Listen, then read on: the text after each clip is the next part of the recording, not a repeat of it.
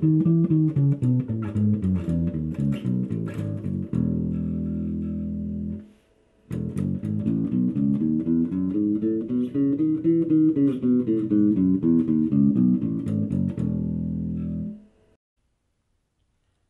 I'm Stephen Cox, and today I'm going to show you how to play an E major scale on one string. Now, before I do that, I'm going to explain the usefulness of this. You might already know major scales, in different patterns like this, but they're very limiting in how much of the range of the bass you're using. So by using the major scale on one string, you're getting higher up on the neck, and you have the ability from there to create other patterns so that you can use the full range of the bass.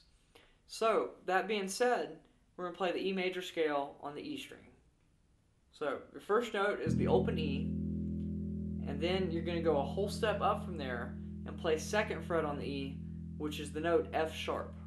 Then we're going to go up to a G sharp, which is another whole step away. Then this time we're going to go a half step, or one fret up, to an A. Okay, now that we're on this A, we're going to go a whole step up to a B. Now we're going to go another whole step up to a C sharp, and this is going to be the 9th fret. So now we're going to go another whole step up to the D sharp, which is the 11th fret. Okay, and then we're going to end on this E, which is a half step away. So now you might be wondering why I'm telling you in terms of whole steps and half steps. And really the main reason is all major scales have this same structure of whole steps and half steps. So between the first and the second note, it's always a whole step. Between the second and the third note, it's always another whole step. Between the third and the fourth note, it's a half step. Between the fourth and the fifth note, it's a whole step. Between the fifth and the sixth note, it's a whole step. Between the sixth and the seventh, it's a whole step. And between the seventh and the eighth note, it's a half step. So the formula for a major scale is whole, whole, half, whole, whole, whole, half. So that means if you started on a different note, you'd be doing a different scale. But let's take G for example. You start on the 3rd fret of the E string, which is a G, and then you go a whole step up from there, because our formula is whole, whole, half, whole, whole, whole, half. Then you go up another whole step, which would be that second whole step in this pattern. Okay, now you're going to go up a half step, because that's the next part of the pattern. Then you're going to do 3 whole steps in a row, followed by a half step at the end. So see, the formula for a major scale allows you to play plenty of other major scales besides just the E or just the G. Any other major scale, really, if you know where to start. Okay, so now the usefulness of knowing a scale this way is that rather than just being stuck down behind the 4th fret, you can now play up to the 12th fret. So now this uncharted territory under bass becomes a little bit more familiar.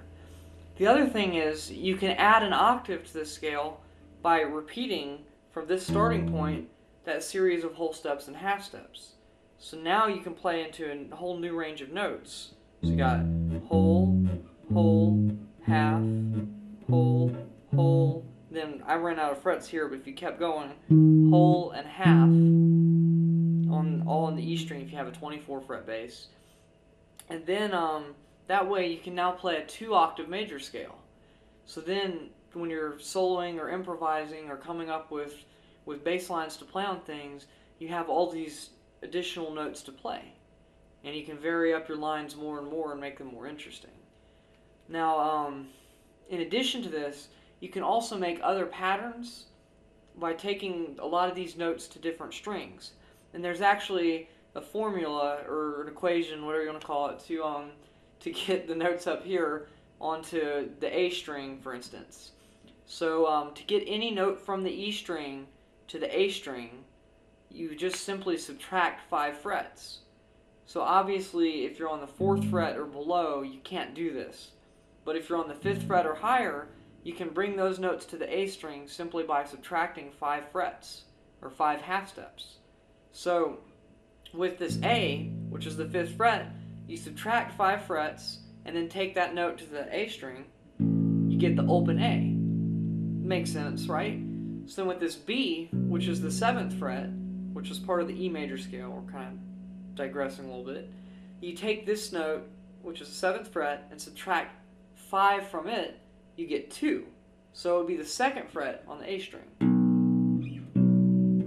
You'll notice that those are the same note. And by doing this, you can come up with other patterns to play a major scale, such as that one, which you might already know, or something a little bit weirder, like that. And then from there, whenever you end on an E, you can just apply that idea with the E string, starting on that note with whole steps and half steps. And then you can do the same thing with those to end up with patterns for a 2-octave scale. And there are plenty of different ways to play. Here are ways to play 2-octave E major scales using these concepts.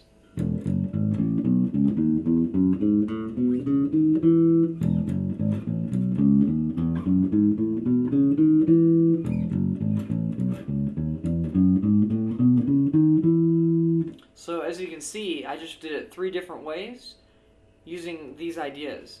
Basically subtracting 5 frets to get the notes onto the A string, from the A string subtracting 5 frets to getting some of the notes to go to the D string. So obviously if you're trying to move stuff from the E string to the D string, rather than just subtracting 5, you do that twice, or just subtract 10 frets from the note. So if you're on the 12th fret on the E string and you're trying to get it down to the D string, subtract 10 frets. So that would be 12 minus 10, which is 2. So you'd end up on the 2nd fret on the D string. Alright, I hope this has been useful. Now apply it to whatever you're playing. See y'all next time.